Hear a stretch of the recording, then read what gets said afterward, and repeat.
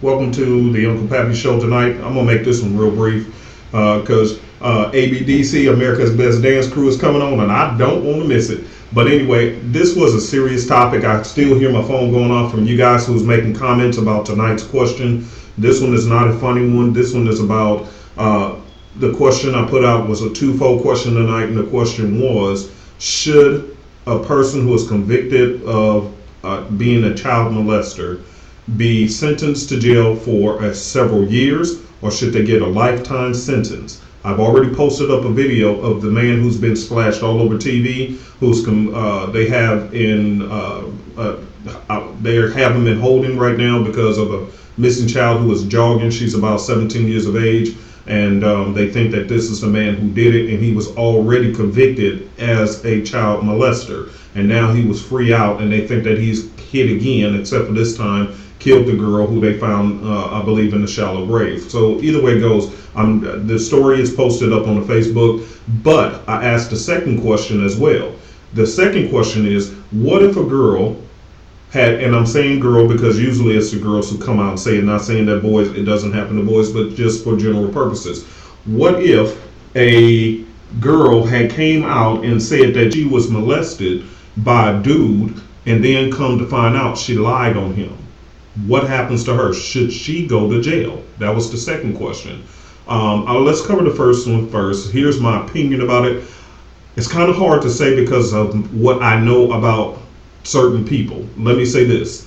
Let's say that a sex offender who is clearly convicted, because here's another problem. They were earlier also I seen on the news that there was an assistant pastor who actually was a sex criminal. He was an assistant pastor, and he was online with porn and had videos and all these different things. 300-pound dude, no fat food. But anyway, people like that, yeah, they should be locked up and gone. Just throw the key out.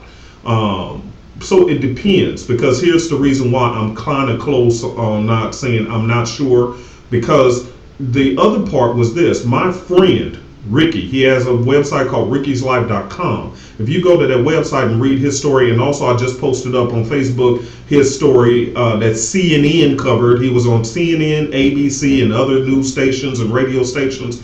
This young lady had accused him of, he was accused of being a sex offender. And so come to find out, she lied about her age. And there was another story on there. You'll read about a bunch of these where there's young women who are lying about their age, and so they go out on these dates, they have sex with these men, and then they told him a lie, and so now he gets caught and registered and possibly do some jail time as a lifetime sex offender, even though it was her fault. So then for me to say, yeah, throw all sex offenders under the jail, turn off the lights and never pay attention to them again. What about these guys who it wasn't even their fault, and they still have to be labeled as a lifetime sex offender? So that's the reason why I'm kind of in between on both, because if I know for sure they've done it, especially this guy who's on the news, get them off the street. Why are they even there? One person on here had even said, death, give them the death penalty. Death penalty meaning, and I'm trying to get comfortable in this chair, wrong side. Ugh. Gotta get a good side. There we go. Ooh, look at that arm. See, working out. Anyway, getting back to the story. There was one dude who said that, death by castration. Cut them nuts off. If the man ain't got no stick to walk with, that's good.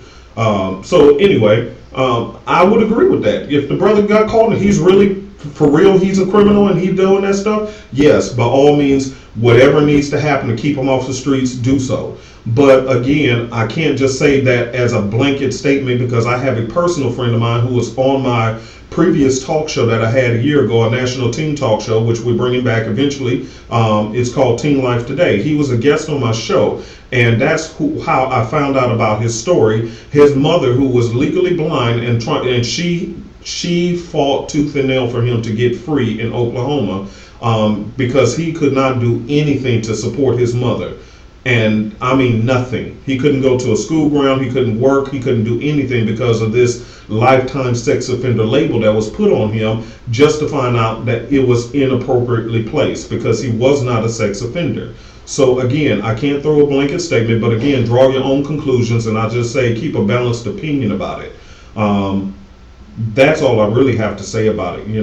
Now, here's another question I want to. I haven't posted it yet, but what if your child is labeled a lifetime sex offender because of teenage dating, and the girl lied about her age? Because that's exactly what happened to Ricky. You can read his story at rickyslife.com, and on the right hand side, there's a number of different attached links to websites that these news stations, ABC, CNN, and all these others covered about his story. That's exactly what happened to him. He was approximately 16 years of age, and he met this teenage girl at a teen club who claimed she was about the same age, only to find out later that she lied. When the police showed up and they said, well, did you have sex with this girl? He didn't lie. Yes, he did.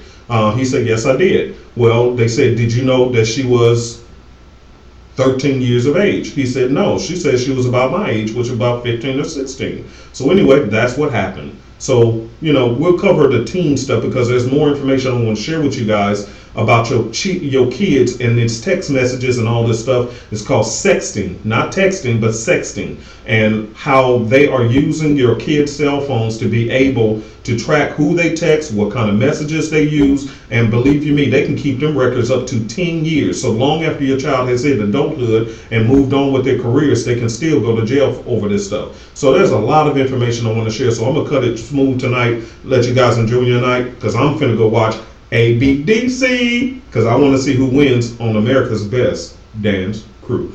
I should do a commercial about that, huh? Get it, Randy Jackson, you owe me a check. All right, anyway, I think that's about enough.